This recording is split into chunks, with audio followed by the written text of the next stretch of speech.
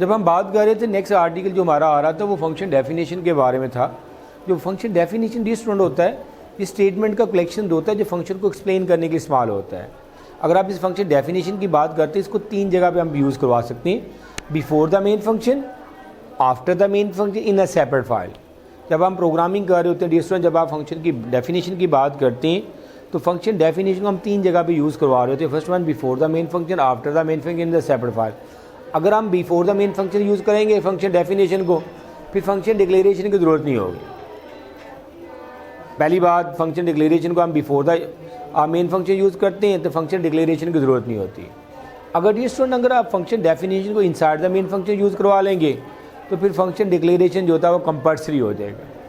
तीसरा तरीक़ेकार जो होता है, अगर हम फंक्शन डेफिनेशन को सेपरेट फाइल में बनाएंगे, उसको प्रोग्राम में ऐड करने के लिए हमें hash include pre processor directive का इस्तेमाल करना पड़ेगा। यानी हमने अभी बात की जो फंक्शन डेफिनेशन है इसको 3 हिस्सों में यूज़ किया जा सकता है, before the main function, after the main function और सेपरेट फाइल है।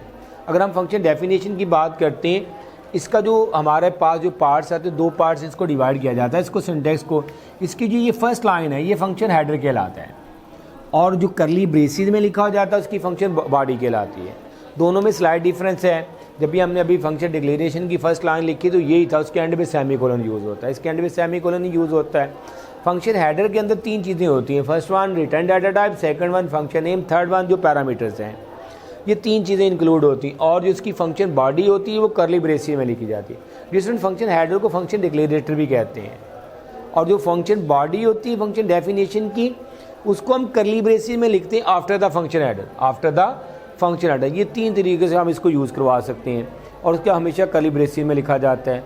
डिस्टूडेंट हमारा ये आज का आर्टिकल था जिसके अंदर हमने 13 चैप्टर्स के अंदर जो है 13 चैप्टर के अंदर हमने फंक्शन के बारे में, उसकी इंपॉर्टेंस के बारे में, सेकेंडली हमने क्या किया तो उसके बेनिफिट्स जो हमने पढ़े वो पढ़ा था, type of function, function declaration और फंक्शन डेफिनेशन।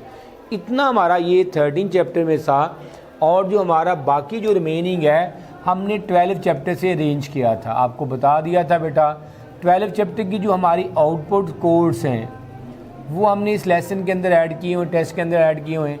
सेकेंडली हमने क्या किया था, जो एरर्स फाइंड आउट करना था 12 चैप्टर की वो इसमें ऐड है। फोर्थली हमने क्या काम करना है, हमने कन्वर्ट करना है कोड्स को। यानी कोड को कन्वर्ट करने के लिए हम क्या काम करेंगे डियर स्टूडेंट, जब हमारा जो प्रोग्रामिंग हम कर रहे होते हैं फर्स्ट वन हम एक कोड दिया जाएगा उसकी आउटपुट को आपने फाइंड आउट करना है।